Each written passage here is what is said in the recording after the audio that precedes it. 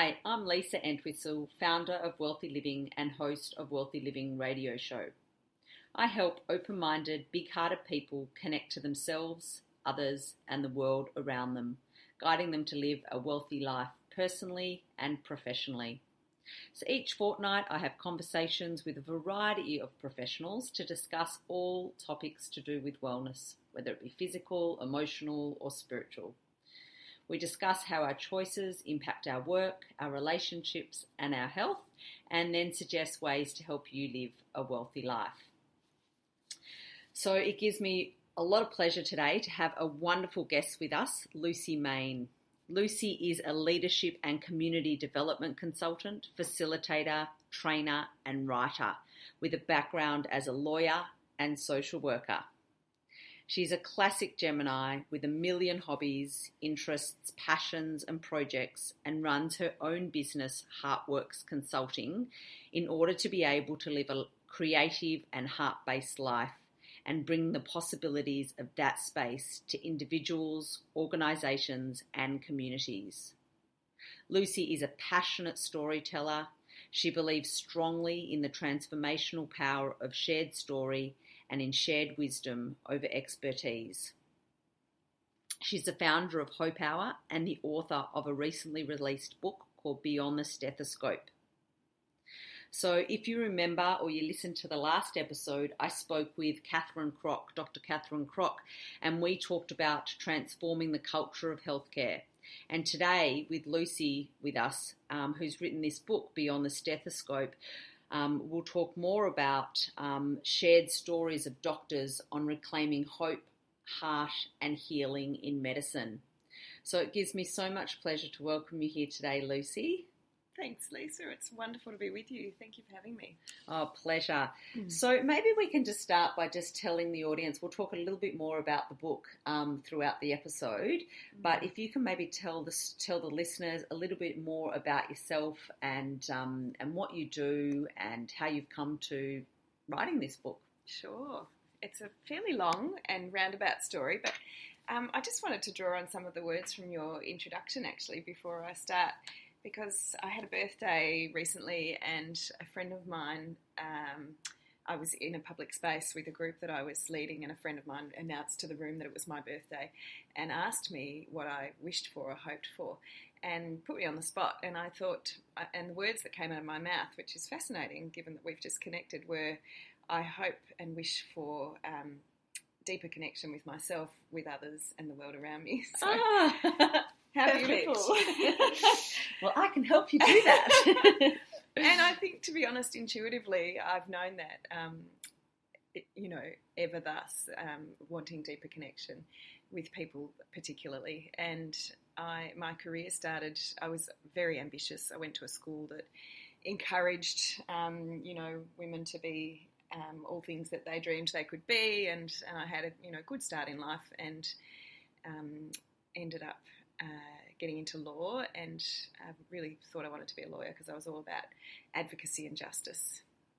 And I became a little bit disillusioned through the study of the law, but I thought, I better just, it's not like LA law after all. But I better just give it a go and find out for real if it's for me or not, because you can't just, toss something in when you're almost finished your 6 years of study.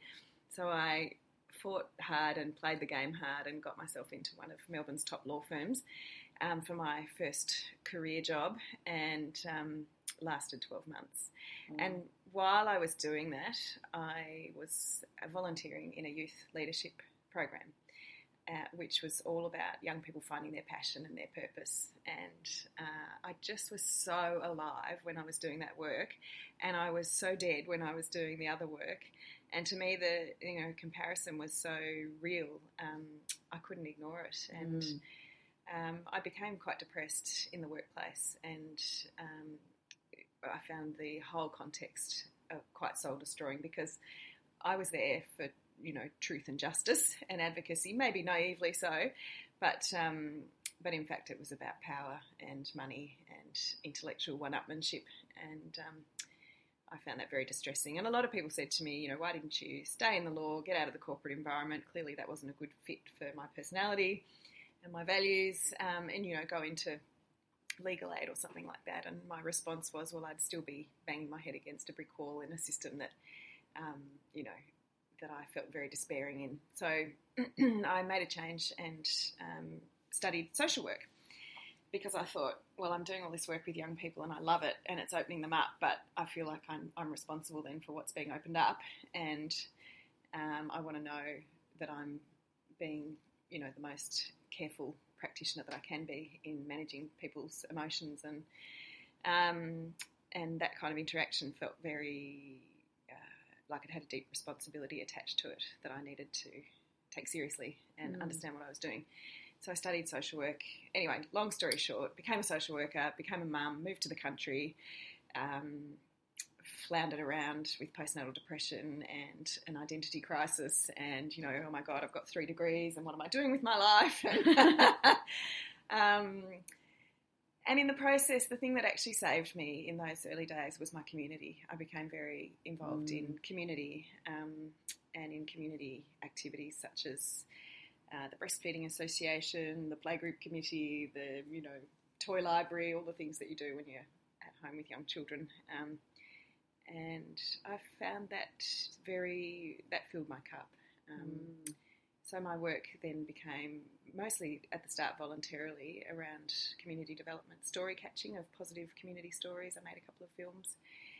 And then eventually I did a leadership program as a participant, a rural leadership program, and then eventually I ended up running that program as my career started getting back on track again.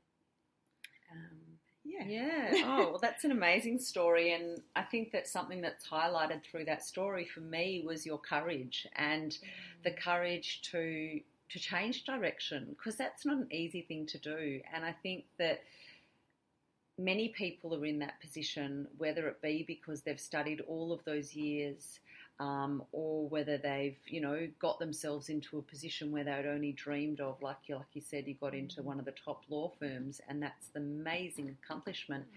And so I think a lot of people are in the positions where even if they have their own business, like a lot of the listeners on this show have their own business, and they had a dream to do something and they work hard to do it, but it's not as it seems when they get in. But the thought of changing makes them feel like a failure. Yeah. And so it takes a lot of courage to change direction. So how did you find that courage? Did you have support that really made it easier for you, or is it just something within you to believe in yourself? Like, where does that courage come from? I think that's a great question. I haven't really thought about it before, but I'm very values driven, and so I felt physically sick. In fact, I became physically sick in that environment where my values were so out of alignment, and I was fortunate to be having an experience of an alternative reality at that time through my volunteering work, and so it was very physically obvious to me that it was almost a no-brainer and no choice. But having said that, if I do actually take myself back to that place, it wasn't a no-brainer at all. It was a massive leap of faith, and it was a huge decision-making process. And I did a training course with Fabian Datner at that time, something about, living your best life or one of those things. And she said something that was the turning point for me, and it was, and I don't think it was her quote, but I don't know who said it originally, but it was, take the leap and you'll either land on your feet or you'll fly. Because I did imagine myself at the edge of a cliff at that time. I thought, God, I have worked so hard for this. Like I've put everything into this, and this is the pinnacle, so-called pinnacle of achievement in, I can walk around with my head held high for the rest of my life if I get to wear the title of lawyer, and I'm about to chuck all that away. But I realised it was more about identity than it was about reality, and the reality for me was more important than the identity. Yeah. And look, it wasn't easy, and I wasn't well supported. My mum, I remember taking her out for lunch and telling her about my decision, and she said, "Oh no, but you were going to be someone." And I don't think she, love you to bits, Mum, if you're listening to this. I don't think she meant it to be quite as cutting as it came out, but it was not easy to hear that, because that's that identity stuff, that the world is so attached to these labels of what's a good and important and deserving career and what's not, and yet I, in my mind at the time, couldn't think of anything more worthwhile than being a social worker and helping, people in extreme states of disadvantage, even though there was certainly some naive idealism attached to that image as well. And I, walked through that career with some waking up moments as well about nothing's as it seems or perfect, as you said. Yeah, and I think that that's a good message, just regardless. Like, obviously you knew yourself really well. You knew, you definitely knew that you were values driven, like you said. You knew you were in touch with yourself enough to be able to access the feelings. I mean, it obviously manifested physically for you. Like you said, you got physically sick, so you knew something wasn't right. But to be able to connect those dots to what was fulfilling your soul and what wasn't, and how by walking the path, continuing to walk that path, was almost like dying inside. Totally, and having the courage to do that. But what's also really important, I think, based on what you've just said now, is even the next thing you chose, there was stuff in it that wasn't as it seems too. And I think that's a really important thing for listeners to understand, that in everything that we do, I think, like Elizabeth Gilbert said in her book Big Magic, or one of her books, she said there's in every job there's a shit sandwich. Well, actually, and I have actually needed to hear that again and again and again, because I've remained relatively rosy. I do wear rose-coloured glasses through the world, and I have remained relatively naive, even though I'm in my mid-40s now. And my husband said that to me once. I got what I thought was the dream job, running this regional community leadership program, and it was just hard yakka, like a fabulous job. I loved it, but hard yakka. And he said to me one day, he's been a GP for 20 years now, doctor, and he turned to me and he goes, "You know what, like, I love the idea of my job, but I don't love sticking my finger up people's bums, and I don't love, writing scripts." And it was such a moment of, oh yeah, of course, like, who am I kidding that I think I have to be so satisfied 99% of the time in my job, for it to be the right job. And I think I've actually spent a lot of time, that's the Gemini in me. I've rejected a lot of things probably a little too quickly. So it sounds all very lovely when you read it out in a nice bio like that. And even, even my Facebook world, I now have to promote my business a little bit through Facebook, which I do through my personal Facebook, because my networks are also work networks. And people are often saying to me, "Oh my God, haven't you just created the most amazing reality? You're just firing on all cylinders and your business is booming." And I'm like, yeah, all of those things, but also, like, I have really flat days, and there are days where it's just shit, and there are days where I have to really dig deep to go and chase work, or, am I doing the right thing, and am I on purpose? And so it's just never as it seems. It's never as it seems. And I think that's a really important point to bring up, because I think that it's very easy, especially with people within the entrepreneurial world, to place other people on a pedestal and to feel, and all that does when you compare yourself to others, it will always just make you feel bad. We never compare ourselves to someone who's doing worse. We always compare ourselves to someone who we feel, look how amazing they are and what they can achieve and what they can do, in comparison to ourselves not being good enough. And I think that that's what stops so many people achieving and doing wonderful things in the world, is that feeling that who are they to do it and they're not good enough.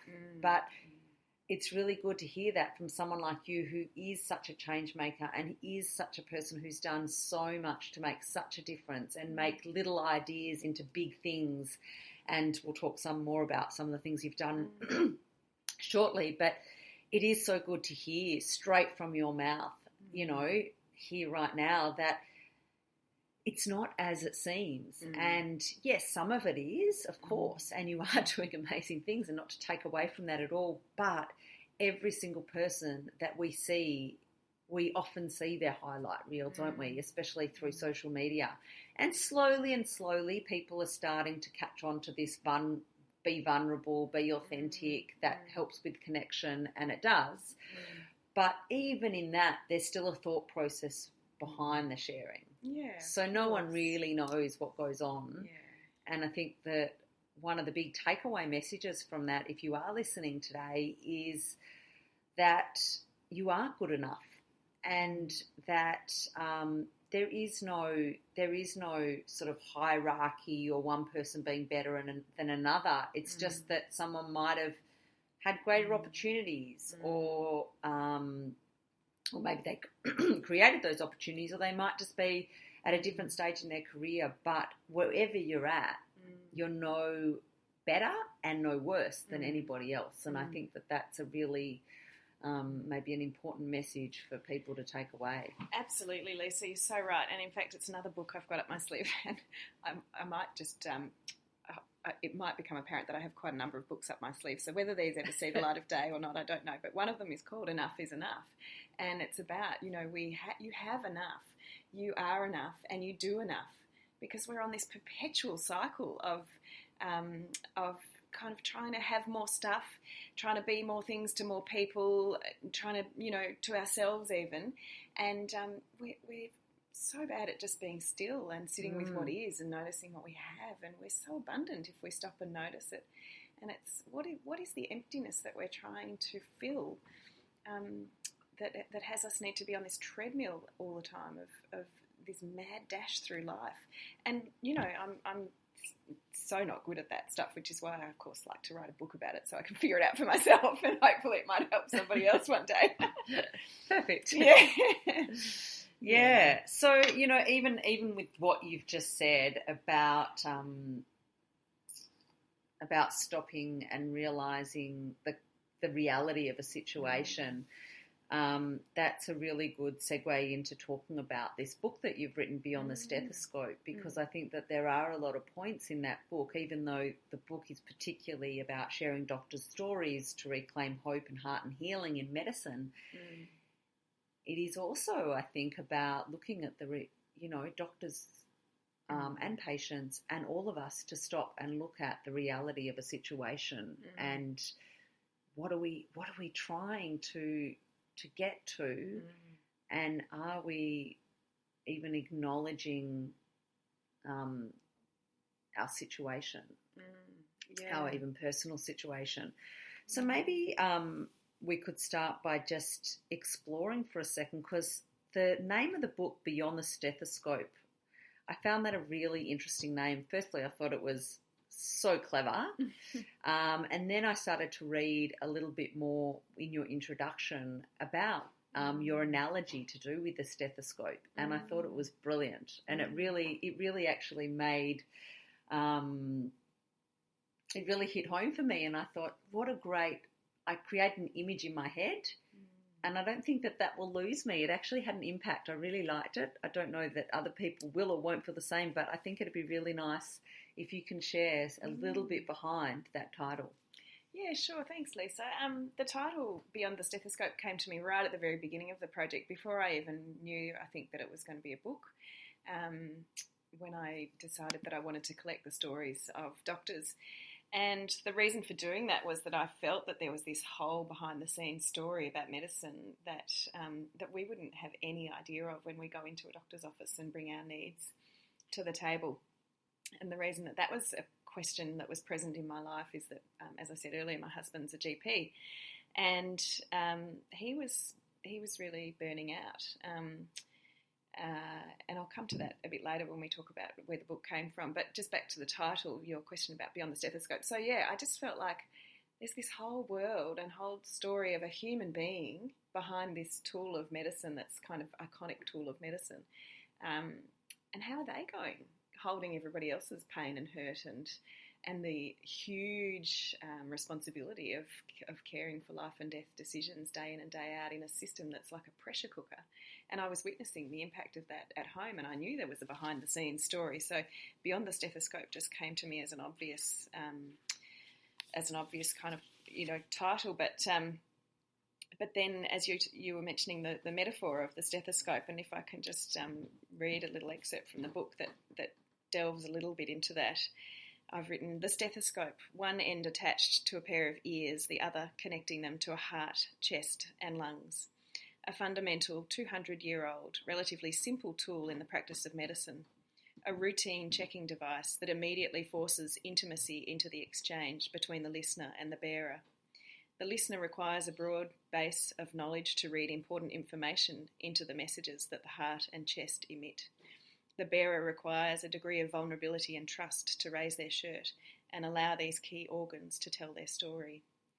And so really the links that I'm trying to draw there are one of the themes that comes through so strongly in the book, which is a collection of interviews with doctors around themes of reclaiming hope, heart and healing in medicine, is the power of listening. And listening as a therapeutic tool in and of itself is now proven to be have huge healing qualities, and there are studies that are showing that even in alternative healing practices, the power of the quality of the listening and the quality of the therapeutic exchange is a hugely significant factor in the healing journey. Yeah, amazing. It was such an amazing image that came, because everyone has experienced their heart or their chest or their back or whatever being listened to through a stethoscope in a doctor's clinic. Yeah. And I'd never really thought of it beyond the physical. And so when I read that part of the book, it really went, wow, there is so much, whether even doctors realise it, there is so much beyond the physical in that device. Absolutely. Like you just said, that effective listening, and effective listening is a huge topic, in itself, just in all professions, in all relationships. It's probably one of the keys to communication. Yeah. But yeah, just that effective listening, and also the intimacy, they're putting it skin to, to your skin, you lifting your shirt, there's trust, there's, it's almost like they're putting it on your chest, and it's kind of like they're listening to your heartbeat, but it's like your heart is like your gateway to your soul, if you go a little bit spiritual woo-woo out there, but it is. Yeah. And so without even knowing it, there's this connection happening. Absolutely. And I don't know if I'm just, just making this whole thing bigger than it is, but for me, that's when I read it, I was like, wow, that's quite impactful. I think you're going right to the nub of the message in the book, really, which is these people, the doctors whose stories I've collected, and admittedly I've been selective about who I've spoken to, they had to, the words hope, heart and healing had to resonate with them. So they're a certain type of doctor, but they're actually incredibly widespread, and they're working in very mainstream settings and ways, and they're representing all sorts of different specialties. A lot of people have said to me, oh yeah, that's all very well that's kind of relevant to general practice, but not to surgery. But not at all. I've got surgeons in the book who talk about the power of humanism in their, and there's evidence to show, in fact, that compassionate care speeds up the rate of recovery after surgery, and that obviously, it's not rocket science to recognise that effective communication in a healthcare setting where people are anxious and they're nervous and they're perhaps even not listening very well themselves is a hugely important tool. But I just wanted to come back to the resonance that the symbolism has for you of that, the intimacy of the exchange. And one of the very beautiful things for me in the stories in the book is the joy that these doctors feel in the human exchange, and they see it as a great and deep privilege to work with people at their most vulnerable in that incredibly intimate way, and they don't take that lightly. And these are humanists, these doctors, and they are wanting to treat their patients as humans as much as the system allows them to. And that's, of course, the other conversation in the book, is the extent to which the system facilitates or blocks those kinds of very real exchanges. Yeah, and I think that's that's something I'd love to talk a little bit about. And while we talk about that, just this exchange happening, we often, and obviously this book is about the doctor's stories, but because it is an exchange, I'm wondering whether as patients, because when we go in as patients, we have our own agenda. We want something solved or a solution to how we're feeling. And often, obviously, in the system that presents, especially with the GP world, we get a very short visit. There's limited things that can be done in a short visit, and often that includes prescription of drugs. And I'm just wondering, like, it's interesting for patients to read a book like this, because I don't think that patients have thought about how it affects doctors to be doing that. They just think, oh, doctors might be just doing it because, you know, they've got to make more money and that's just how it happens. And then there's this whole negative opinions about doctors. Not obviously there's negative opinions about the system, but even doctors themselves. So it'd be interesting just to even hear, you know, how the doctors are feeling in these situations and what's happening for them, because not only do the patients need, like you said, their rate of healing increases with compassion, the exchange has to go the other way as well, because there needs to be compassion from the patients to the doctors. And even in any system, managers and staff, or, you know, the exchange needs to go both ways for the relationship to be at its ultimate, to, you know, to then have the best outcomes. Absolutely, and that's where there's, you know, the power is in the partnership, and a lot of the doctors in this book talk about the partnership, the healing partnership, because we've created this deficiency model in medicine where doctors are trained to see the brokenness in people, and then the sort of translation naturally is received by the patient as, you know, you're broken in these ways, and then the exchange is very unequal because the patient wants to be fixed and healed, and it's kind of unrealistic. It's not a whole picture of human wellness and well-being, and that's right. And I think, and doctors are burning out in vast numbers. The suicide rate for doctors is 3 times the national average, which is just frightening, especially when you're living with it. I can tell you. And the reason for that, I think, is, and it comes back to probably my experience in the law, where for me burnout was like a spiritual misalignment. I was not on path, and I think the message I hear behind these stories, and this is really what led me to even collect the stories in the first place, was watching this happen to my husband, which is that intuitively he's a healer, and that's, you know, that's his kind of job in the world, and that's how he's. I don't think he's ever not thought that was going to be his path. Comes from a long line of doctors, and yet the system isn't enabling him to do the healing in the way that he intuitively knows how. So for me, burnout was, you know, yes, he's probably overtired, he's overstretched. You know, medicine is not just a scientific formula; it's a incredibly complex kind of, you know, human exchange, and yet the system doesn't reflect that or enable that. You know, especially in a general practice setting, you're expected to churn people through in 10 minutes, and half the time the patients want that too. They just want a quick fix. They don't want to have to think about, you know, taking responsibility for their health and well-being. They just want a pill. Much easier. We're all too busy.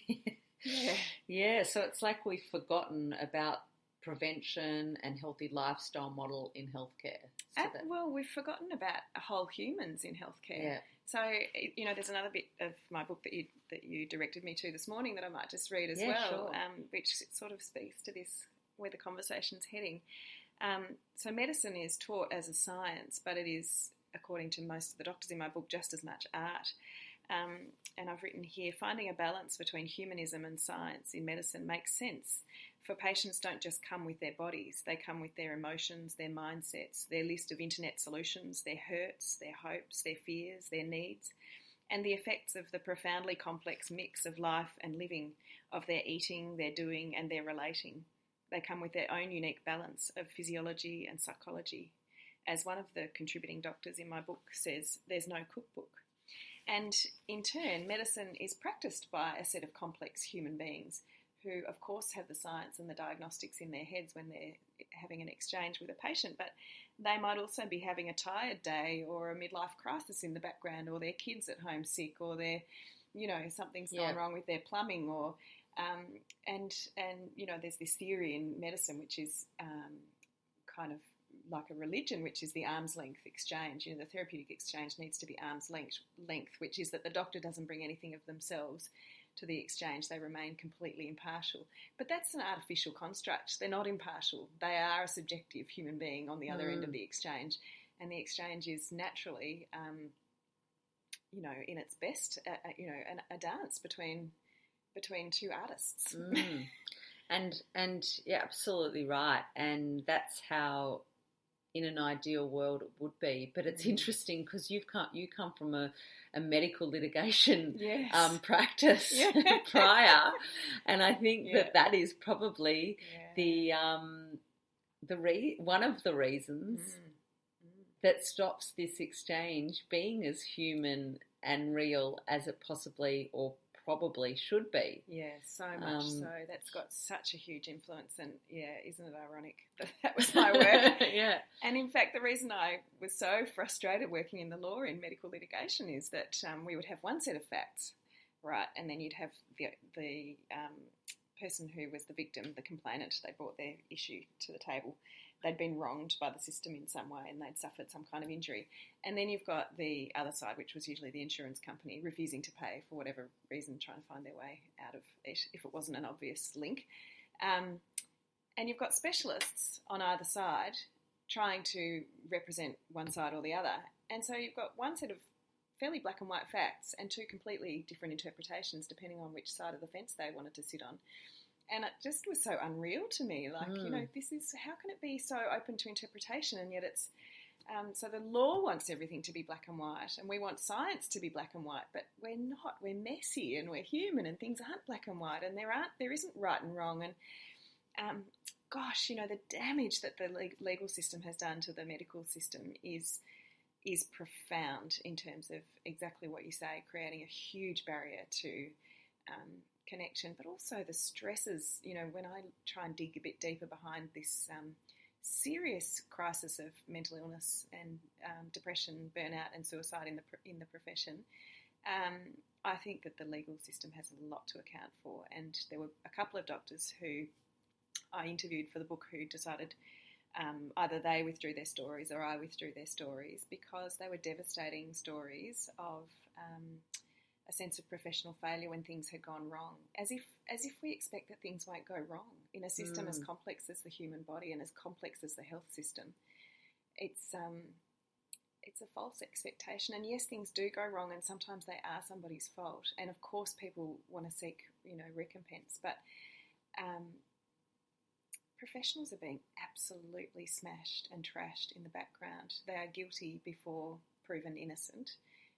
And their whole professional integrity is on the line. And at the end of the day, 99.9% of them are there doing their absolute best to get it right, day in and day out. They have to be on, 100% on all the time, plus bringing their compassion and their humanism and their deep listening and all of the things that we need from them, and their deep skill and knowledge. And the expectations that we have of them are superhuman. And I think it is, like you said, it's really messy because, there could be so many opinions on this on so many different levels, because if you're a person that has been at the victim end of a doctor's mistake or the family member of a patient who's been at the end of the doctor's mistake, there's a part of you that wants to say, human error, we're all human, people make mistakes, and there's another part that wants to say, well, those mistakes, it's just not okay. That's responsibility, and this is somebody's life, and it's not just one person's life. You affect one person's life, you affect a whole lot of other people's lives. But then again, on the other side, it's like, well, the doctor that's made the mistake is living with that day in and day out, and then it's affecting their families and their lives as well. So it's so complex, and we're not about to go and solve it at any time soon, or especially in this conversation, but it is just to highlight the complexities of this situation. For sure. And I don't think anybody would even, begin to want to hear me excusing mistakes. That's not really where I'm coming from. And to acknowledge the pain caused, of course. But I think what I'm trying to say is that these people are cogs in a system where they're just as much victim of the system as any patient who's been wronged by the system is. And the system itself is this hugely complex beast which has an economic imperative. They have safety and quality imperatives, so they have to have all these tick box exercises. Totally. But there are, and the interview you had with Catherine in your previous recording is about transforming healthcare cultures with kindness. And there's a huge amount of systemic bullying. There's huge competitiveness, and the workplace culture is not conducive either necessarily, not in all cases, to things going right all the time. That's right. Yeah. And I think, you're absolutely right, and that's why it is such a complex issue. But if we sort of stripped it back, I think that the word that comes to mind for me is what you said before, and that's compassion, and compassion on both sides. And you said earlier in this conversation that compassion is what leads to healing, or can lead to healing, has a massive impact on it. Yeah. And I think it's healing on both ways. So although it seems like the patient in most scenarios is the obvious person that needs the healing, it sounds like doctors need a lot of healing too, because they're listening. I mean, same with psychologists, I suppose, as well, day in, day out, to people's stories of ill health, and whether it's mental or physical, it doesn't really matter. It's just continuously dealing with, I suppose, unwell people. Yeah, and it's ironic, really, isn't it, that the system that's supposed to serve health and wellness and healing in our world is itself broken. And unwell. Yeah. Yeah, and that's so true, and it's,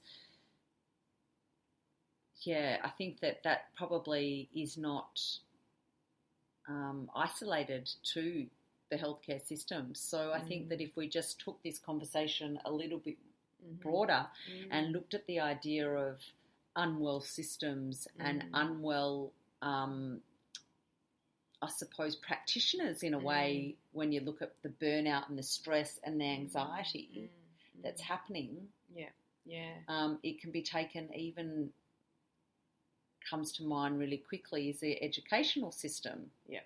Here we are, the teachers, the staff are so important, paramount in the life of people, those children who then will become adults, and they have a massive impact. And yet the system, with, again, all the check boxes that now need to be done, are taking them away from the core teaching and the core work. That's so right. There seems to be a lot of broken systems. Absolutely. You've read my mind, Lisa, because this is really what I'm passionate about, and this is where I want my work to head, which is looking at human services systems. And by that I don't mean your traditional human services necessarily, although they're included, but I mean exactly what you're talking about, which is organisational systems that serve humans directly, and that the well-being of the people doing the serving is pivotal to the quality of the work that they can provide. And I've been approached by social workers, and of course that's my field of work and training, so I know and understand that world well, the welfare world that is itself has an almost impoverishment mentality, and the huge amount of pressure on humans at work in systems that are so fundamentally important to the lives of others. So of course, there's other facets of the health system too, not just the doctors, of course, nurses and allied health practitioners, but education 100%. I see so much just even through my parenting journey and having my own children at school, and I've sat on the board of a school that in fact was trying to do education differently. It was a Steiner school, but I see burnout everywhere I look, and it interests me enormously from a systems perspective. I think we need to really backtrack. We've become so stuck in trying to measure and evidence everything that we do and think that our, as you said, our tick boxes are getting in the way of the essence of what's really important in that work, which is the human exchange and the human potential. And you can't sometimes measure that stuff. No, and I think that what's really important is, this is such a this is such a complex area, and this conversation could become a really complex conversation. But to maybe even just simplify it all and look at a way that what can the listeners take away from even just listening to what's going on in, yes, the healthcare industry or the education or a corporate company or even their own businesses, and look at the idea of, are we filling our own cup? Like, what are we doing to look after ourselves? Absolutely. And do we even know that we need, looking after? Have we stopped? Have we paused? Have we reflected? Do we even know what our own needs are? Yeah, absolutely. And so I think this connection comes back to this connection with self before even connecting with others, because putting yourself first, not in a selfish way, but in a way that allows you to be able to connect really well with others, is really important, and would possibly bring about a lot of change in these systems if we were to do that. Oh, not just possibly. I think absolutely. And I do my own spiritual and personal development work regularly, and that's my journey. Absolutely. Interesting to hear you call me a change agent, and that's a term I would have loved to have worn the mantle of that, and have considered myself that in quiet moments on occasion. But actually, what my journey and my lesson is, I spend a lot of energy out in the world, and it is from a place of integrity and hope and care. But there is an element of fix it in it. I see broken systems and I want to go fix them. I see people who aren't living, their full potential, and I want to go help them live their full potential. It sounds great, but there is an element of it which is just, I'm going to go out and fix everything that's stuffed so that I don't have to look at my own stuff. Yeah. And there's a beautiful Zen saying, which I won't get right at all because I don't know off the top of my head, but it's something about, if there is calm or peace in the soul, there's peace in the house. If there's peace in the house, there's peace in the community. And if there's peace in the community, there's peace in the world. It starts with us, absolutely. And I know that in my parenting journey too. And this is another field that I'm passionate about in terms of our ripple effect into the world. We have to take responsibility for our own well-being and our own cup filling if we want to be our best selves in the interactions that matter to us. So forget about work and business, even though they're such a massive part of our lives, and how we treat each other in those spaces is important. But what about in our families? Like, if we're not, I see myself frequently act out of a place of tiredness. I'm not present, or I react too quickly to my children. And I am constantly endeavouring to remind myself that the things in my life which I've been taught to consider indulgent, like going for a long walk or having a long bath or having a massage, are in fact not just for me. They're for the people I love. Yeah. That's true. It's so true, and it is. It's this whole idea of self-love and self-care, and I think that those terms, especially that self-love term, is like many other terms, which I won't mention right now, just is thrown around so much that they lose their meaning. Yeah. And it's a real shame, and I think that unfortunately with the, social media world, it allows for a lot of people to dump a whole lot of stuff without really thinking too hard. But if we do take back and reclaim the words for what they really are, they are at the essence of everything. And, we talk about love being at the essence, and, love over fear, and love is the answer. But it's self-love is where it starts, or self-care. It has to, and kindness too. You know, kindness is a word you would have used in your interview with Catherine. Yeah. And we're trying to reclaim kindness in healthcare, but kindness in the whole world. It's not hard to be kind, but it starts with being kind to ourselves, because we can't come from that place of fullness if we're not feeling good in ourselves. I was at a conference over the last 2 days, a fabulous conference, Communities in Control, which is sort of the peak conference for the not-for-profit and community sector, full of inspiring people doing amazing work in the world. And there was this fabulous young woman talking about, the theme of the conference was inequality, and she was talking about gender inequality and inherent systemic inequalities around how women have progressed in the workforce. And a part of me was like, yeah, go sister, that's so important what she's saying and what she's naming. But there was a part of her that I think was trying to suggest that women are too nice. You know, we don't get anywhere in our careers for being nice. We need to learn to be a bit more competitive. We need to learn to play the boys at their game, I suppose, was the message I heard. I don't want to dismiss what she was saying, because she was very articulate and intelligent and had some really important and good points. But at the end of her speech, I stood up and I said, I just feel a little uncomfortable with how you dismiss qualities of niceness and kindness as as these sort of qualities we need to leave at home, and they're not going to get us anywhere in the world. And I think that the revolution that we need to have is a revolution towards those parts of ourselves that both men and women need to embrace more of, and we need to totally agree see more of in the workplace. And those are traditionally feminine qualities of niceness and kindness. So let's reclaim those and stand in our power as those best versions of ourselves in the world, so that the change might not look structurally how we have it in our heads that it needs to look, but and the other speaker at the conference, if I can just raise it because it feels relevant right now, was Hugh Mackay, and he talked about this word compassion, which you've used. And again, it's another one of those words that unfortunately is starting to get,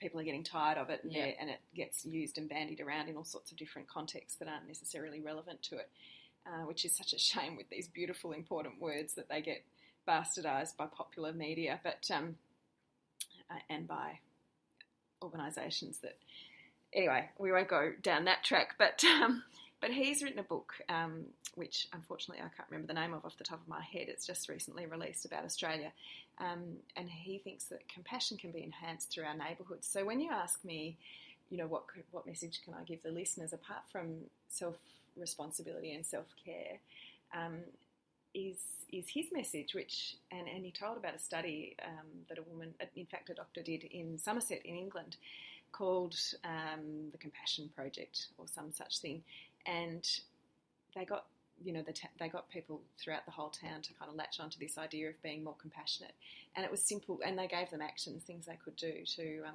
make simple differences to their day, and it was things like join a local society and club like the Men's Shed or the local choir or the whatever it is. It was about building connection, because his premise is that our world is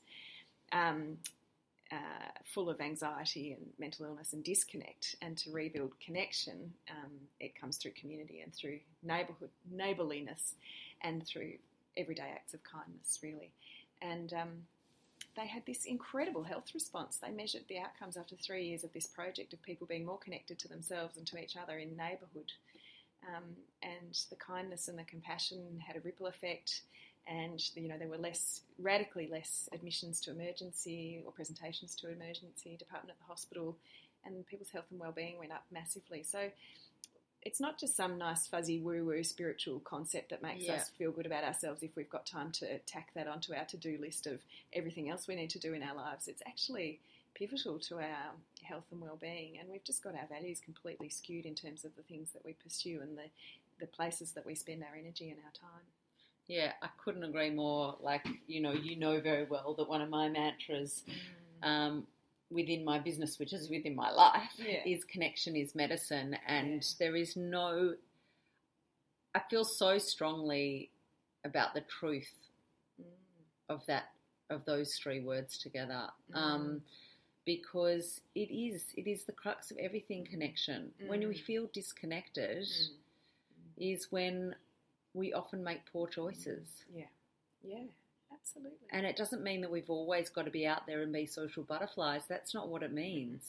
It just means that we feel connected to ourselves, like I said in the beginning, connected to others, connected to the world around us, to nature, to just feel like, I mean, I don't want to make it into some spiritual talk, but, like at one with everything, like you just feel connected. Yeah. You feel different. Yes.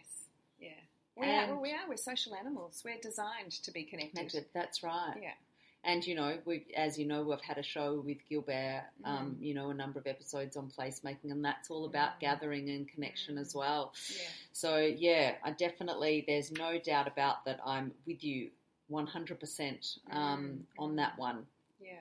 And which brings me to talking about an initiative that you've done, which has, highlighted this idea of people gathering and the power of the collective together, which is Hope Hour. Yeah. So we don't have a lot of time left, but if we can just, if you could just tell the listeners a little bit about Hope Hour and what it is and what hope is maybe and how it maybe came about.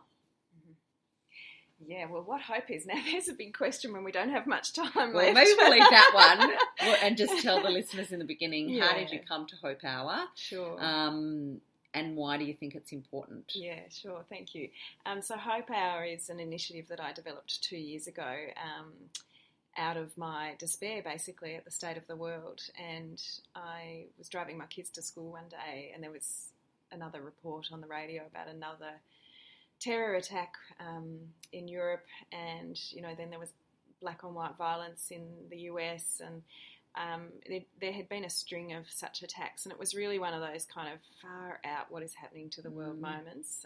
Trump was running for the presidency, and I just felt in this complete state of what world am I bringing my children into?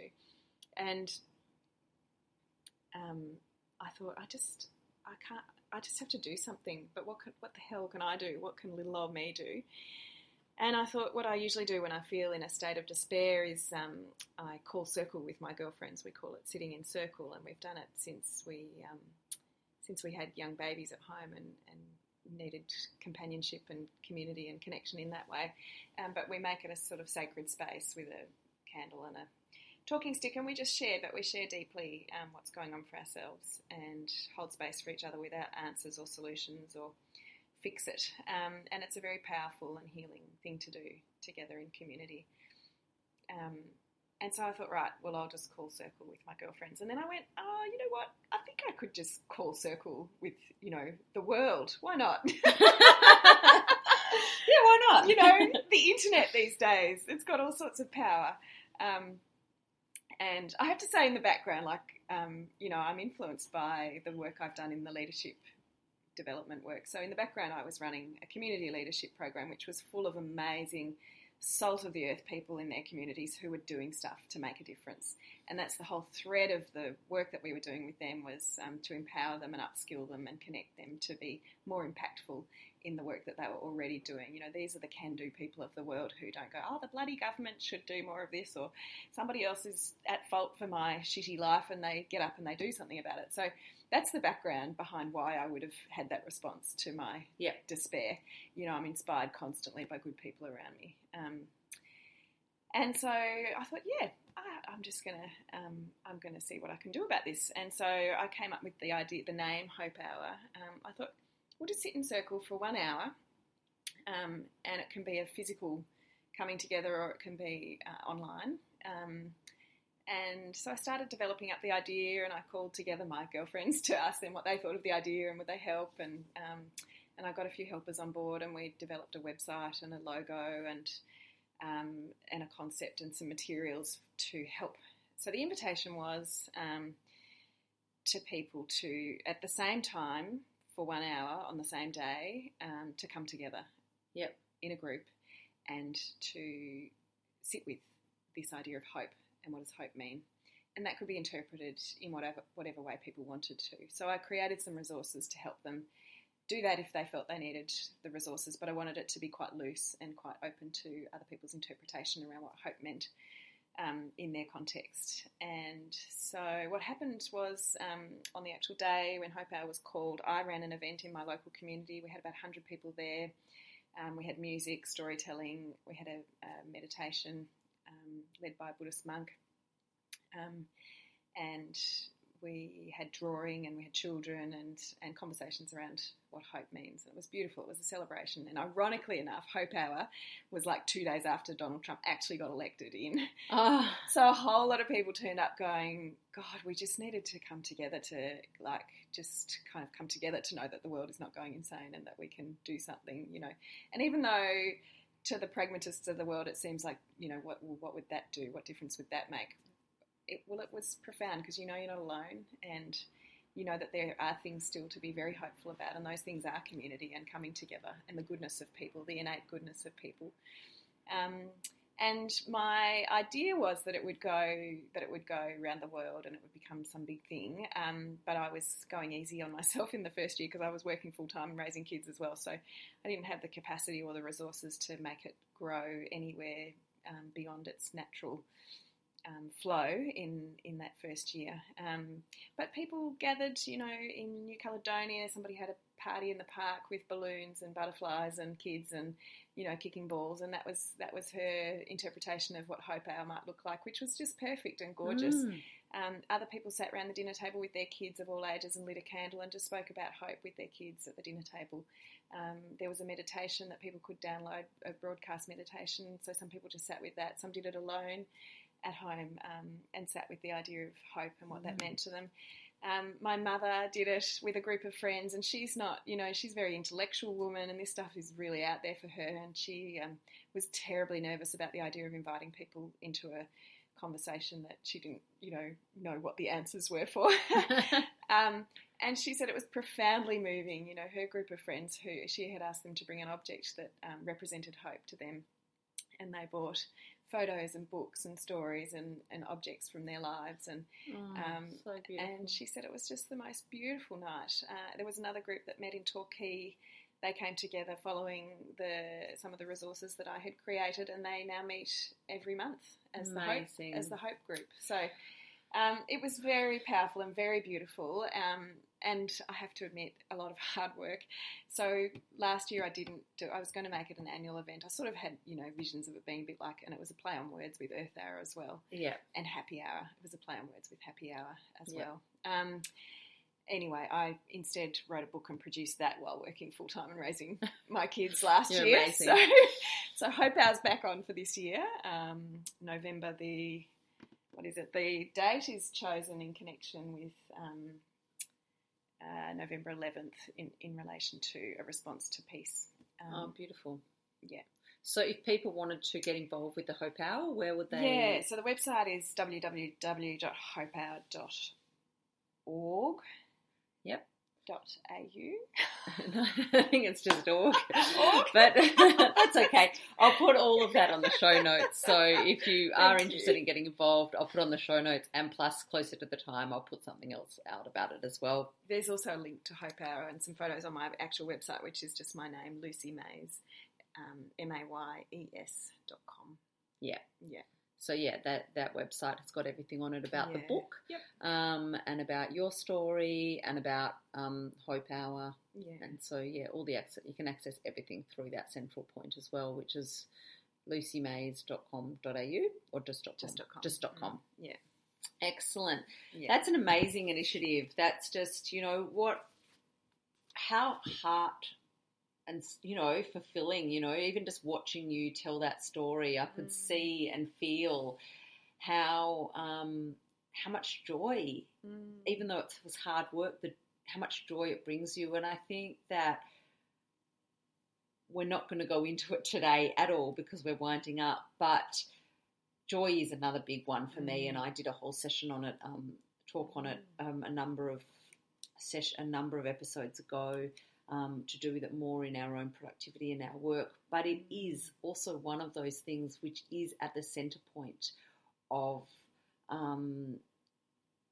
of impacting the ripple effect into our lives. Like when we are joyful, our choices are better.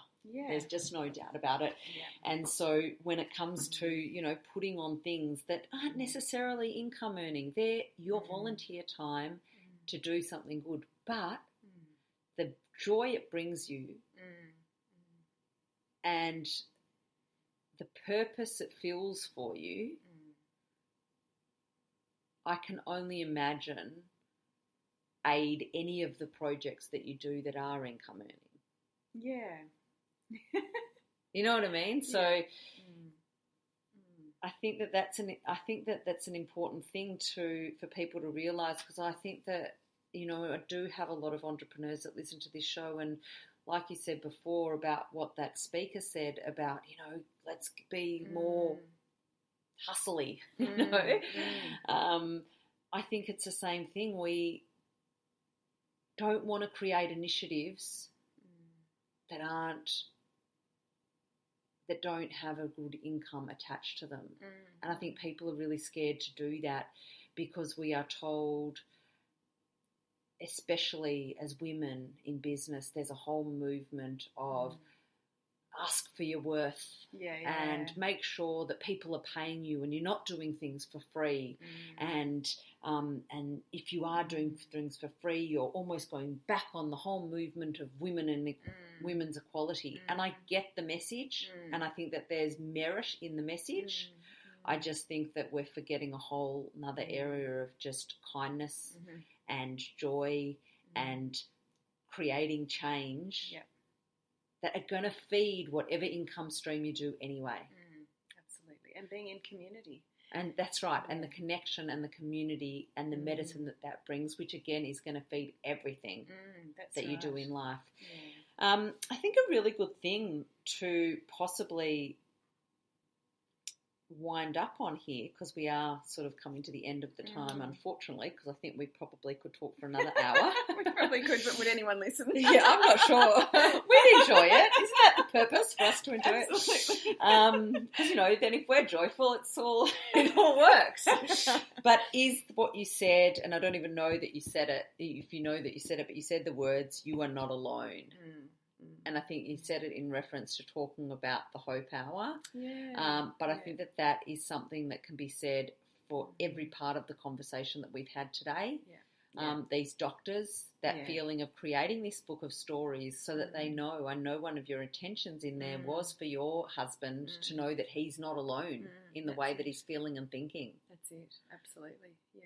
For sure. So I think that that's a really good takeaway, and also from what we talked about before about feeling like we're good enough is just feeling like whatever you feel, you're not actually alone. No, that's right. What's personal is universal. That's it. And go out and find good people who are real, and just go have fun doing stuff out in the community. Yeah. So much.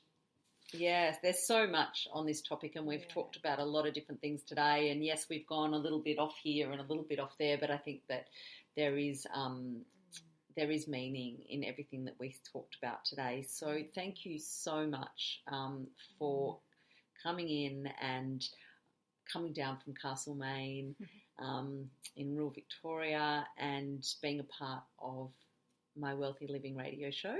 Thank you, Lisa. It's been an absolute pleasure. Thank you so much. So thank you, everyone that's tuned in today. I really appreciate it, and I hope that you have got something out of today's episode, as well as getting something out of all the other episodes that I put out fortnightly. So I'm Lisa Entwistle. I'm your host and founder of Wealthy Living. And to find out a little bit more about my services, you can connect with me online at www.wealthyliving.com.au, or you can visit my Facebook page or Instagram page or LinkedIn page and connect with me there. So I'm an integrated life, clarity and wellbeing coach, corporate wellness consultant and event facilitator and host. So until next time, have a fabulous afternoon.